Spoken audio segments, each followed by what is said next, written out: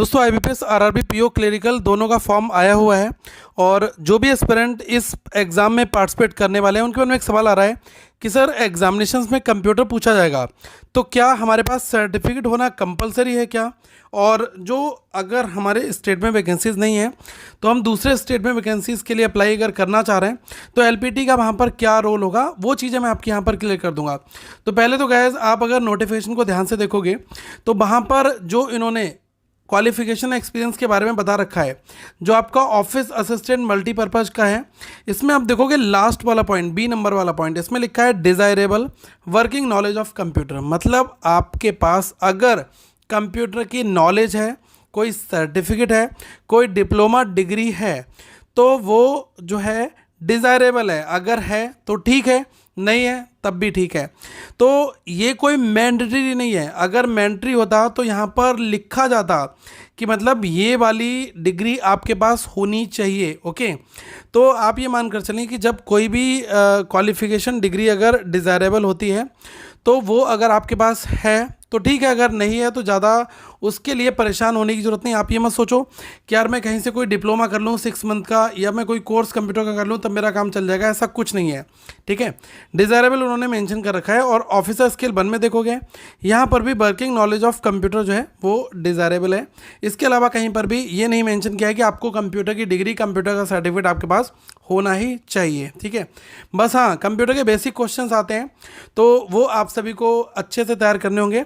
बाकी मैं कंप्यूटर आपको कंप्लीट पढ़ाऊंगा और ये करंट अफेयर्स फंडा के मोबाइल एप्लीकेशन पर आपको मिलेगा तो वहाँ से बहुत सारी चीज़ें मिल जाएंगे। वैसे एक चीज़ आपको इन्फॉर्मेशन देना चाहूँगा, मैंने मास्टर्स ऑफ कंप्यूटर एप्लीकेशन कर रखा हुआ है और कंप्यूटर के जो बेसिक फंडामेंटल कंसेप्ट हैं प्लस प्रोग्रामिंग है वो दोनों चीज़ों का जो बेसिक है वो मैं आपको ऐप में एक सेपरेट वीडियो फॉर्मेट में कुछ ही दिनों में लेकर आ जाऊँगा। ठीक है, तो आप अभी उसके लिए ऐप को डाउनलोड कर लेना और वहाँ पर हाँ आपको जनरल अवेयरनेस और करंट अफेयर्स इसका हमारा कंप्लीट बंडल मिल जाएगा जो आरआरबी पीओ और क्लरिकल दोनों एग्जाम के लिए काफ़ी इंपॉर्टेंट है। ठीक है, और दूसरी जो डाउट आ रहा है एलपीटी के रोल का, तो आप ये देख सकते हो कि आप जिस किसी भी स्टेट से अप्लाई कर रहे हो यहाँ पर ए नंबर में क्या मेंशन किया है, proficiency in local language as prescribe by the participating RRBs.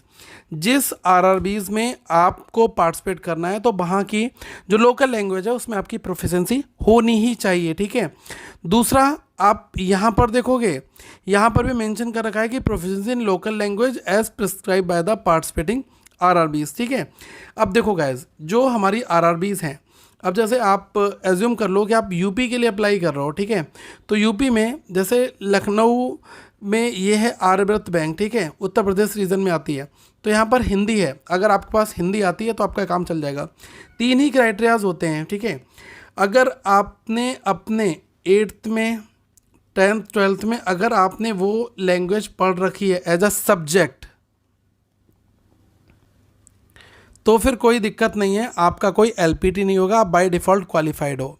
अगर आपको हिंदी आती है और आपने फॉर्म भर दिया गुजरात स्टेट से तो वहाँ पर आपको उस स्टेट की लोकल लैंग्वेज को पढ़कर दिखाना होगा। 3 क्राइटेरिया होता है, एक होता है रीडिंग मोड, एक होता है राइटिंग मोड, एक होता है स्पीकिंग मोड। ठीक है, ये तीनों चीज़ें अगर आपने वहाँ पर प्रैक्टिकल मोड में कर दी तो फिर आपका काम हो जाएगा। तो एलपीटी लैंग्वेज प्रोफिशिएंसी टेस्ट केवल उन्हीं कैंडिडेट्स का होगा जिनके पास 8th और 10th में उन्होंने वो सब्जेक्ट नहीं पढ़ा हुआ है। ठीक है, अगर आपने 8th 10th में पंजाबी या फिर आपने हिंदी पढ़ी हुई है, गुजराती पढ़ी हुई है तो आप इन स्टेट के लिए अपियर कर पाएंगे और आपका कोई एलपीटी नहीं होगा। लेकिन फिर भी आप चाहते हो कि यार मेरे स्टेट में वैकेंसी है नहीं, मुझे तो गुजराती भी नहीं आती लेकिन फिर भी मैं गुजरात में ही अप्लाई करना चाहूँगा तो कर दो आप। लेकिन जब गाइस वहाँ पर आपका एलपीटी होगा तो आपको ये लैंग्वेज सीखनी होगी।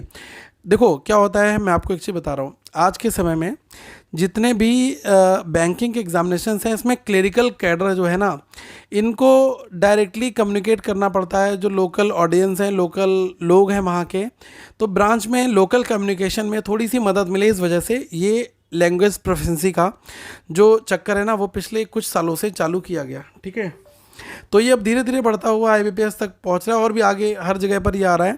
तो सीधी सी बात यही है कि आपको जिस स्टेट के लिए अप्लाई करना है वहाँ की जो भी लैंग्वेज है, डिज़ायर्ड लोकल लैंग्वेज है वो आपको आनी चाहिए। अब जैसे अलग अलग जगह की देख लो, तेलंगाना में तेलुगु है, आंध्रा में तेलुगु है, अरुणाचल प्रदेश में इंग्लिश है, आसाम में आसामीज़ बंगाली बोडो है, वेस्ट बंगाल में बंगाली है, गुजरात में गुजराती है, राजस्थान में हिंदी है। और हिंदी कहाँ पर है? छत्तीसगढ़ बिहार में हिंदी है, उत्तर प्रदेश हिमाचल प्रदेश इन दोनों जगह हिंदी है, झारखंड में भी आपकी हिंदी है, ठीक है, मध्य प्रदेश में हिंदी है। तो ये आप देख सकते हैं, और कुछ और भी रीजंस हैं यहाँ पर भी आप देख पाएंगे, हिंदी है, ठीक है। तो हिंदी के लिए काफ़ी कुछ अलग अलग तरीके के स्टेट हैं जो आपको लग रहा हो कि हाँ मुझे यहाँ से भरना चाहिए।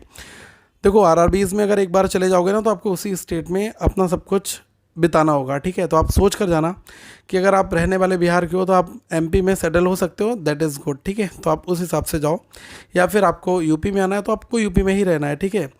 ये चीज़ें यहाँ पर अभी के लिए तो हैं, बाकी आप लोग अपने हिसाब से इसको देख लीजिएगा। और करंट अफेयर्स के पीडीएफ प्लान्स को आप ले सकते हैं बहुत ही अफोर्डेबल रेट में, 299 में आपको 1 ईयर की मेंबरशिप के साथ मिल जाएगा, जिसमें daily, weekly, monthly, banking, economics सब कुछ एक ही प्लेस पर मिल रहा है।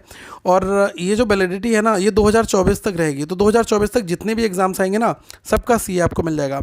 और करंट अफेयर्स के अलावा मैं आपको जो कंप्यूटर अवेयरनेस है वो मैं लेकर आ रहा हूँ, तो मैं आपको हर एक चीज़ बहुत ही डिटेल में कराऊंगा, ठीक है।